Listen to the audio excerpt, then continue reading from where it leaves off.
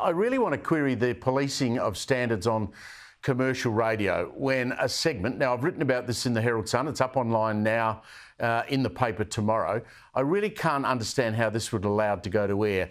I'm talking about a demeaning and disgusting, and not surprisingly, this segment was fronted by Kyle Sandilands and his on-air partner, Jackie Henderson, on the KISS network around the country.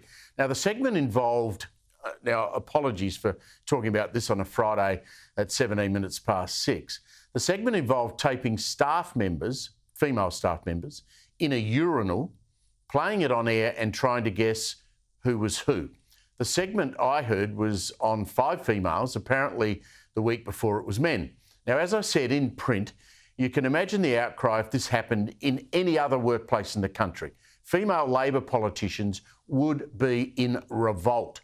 So what did they say about this disgraceful muck?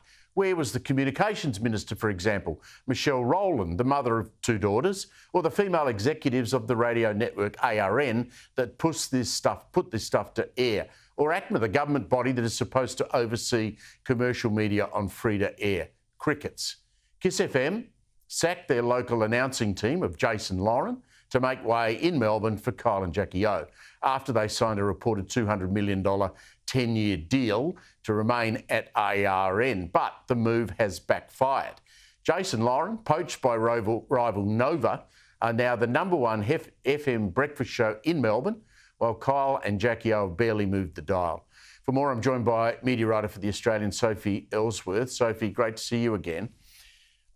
I want to get into the utter grubbiness of that in a minute, but firstly, how does this happen? How does this go to air and there's no complaint, there's no outcry? Because really, Steve, the ACMA, the media regulator, is very weak. They don't do a lot. So these commercial radio networks who are dabbling in very big paychecks for these prominent stars get away with whatever they want. Now, when I'm reading your column today, just the shock to understand they think this is acceptable to put this to air. But where are all the media outlets? Where's the outrage? Where is the outrage? There is no outrage. It's disgraceful, Steve, and it warrants a real crackdown on what content is going on air. Now, remembering they air in Melbourne and in Sydney in that breakfast slot, they're on air when parents are driving their children to school. And is this something you want your children to hear? I doubt it. So some producer or someone in there decides that this is a segment which will be funny. And 5 women who work on the program are asked to make an audio recording of themselves urinating in a bathroom. They then play this on air, and Kyle and another male, I don't know who he is, are then supposed to guess who is who when the audio's played. How is that even possibly within the guidelines of what is tasteful media or radio? Well, it's not, Steve. But again, we go back to the media regulator. They are not a strong regulator.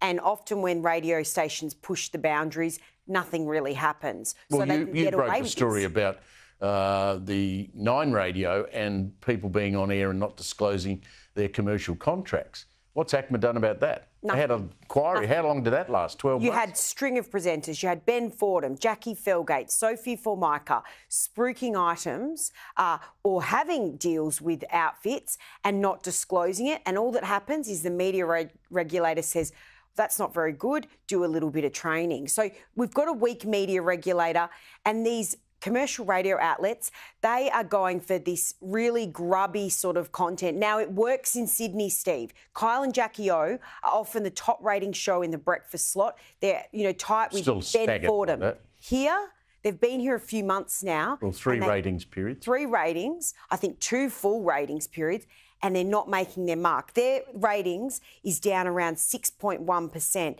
Now, in Sydney, it's around 14%. Why the difference? Because it's a different market here, Steve. You would know this better than anyone. The breakfast slot in Melbourne is dominated by Ross Stevenson, Russell Howcroft. They're up over 20% of the share. Yep. Every survey for years, as long as I can remember. So when you get these FM stations in Melbourne that are trying to do what works in Sydney, you can't just translate it across. It doesn't work. The great news story out of this is KISS FM at the end of last year sacked a combination called Jason and Lauren, and they were out of a job. They got picked up by Nova, and guess what? They've gone over to Nova, and in the ratings that came out during the week, they're the #1 FM radio program in Melbourne. Well, isn't that remarkable that they are beating Kyle and Jackie O, who there was so much hype around Kyle and Jackie O. ARN poured in so much money to promote them in Melbourne. There was all this hype. There were buses, there were placards, billboards. It hasn't worked. Now, Steve, I reserve my judgment completely. They haven't been here that long, but they're certainly not going the right way to pick up new listeners. Well, I mean, the contrast couldn't be more clear about the content that they're presenting. And if you looked deeply into those radio figures, and I used to run a radio station, so I know, you would be able to work out exactly how many of the listeners that were on that station have shifted across to Nova. Absolutely. And so they've moved with they've shown with their feet. But the problem is, Steve, ARN, who own Kyle and Jackie O, they have committed to this. So it's going to be a failure if they pull them out. So they'll give them time and hope they pick up audiences. But I think there would be people internally scratching their heads and saying, this has not worked. Since this column went up about lunchtime and on the Herald Sun website, it's in the paper tomorrow, Paul Barry's intervened, the host of Media Watch. Has he had a go at me? No, he's actually said this is appalling. He's on your side. Paul Barry, What? He's on your side. Maybe you could go for his job. True. He's leaving Media Watch, Steve. Stranger things have happened. Stranger things have Isn't that interesting?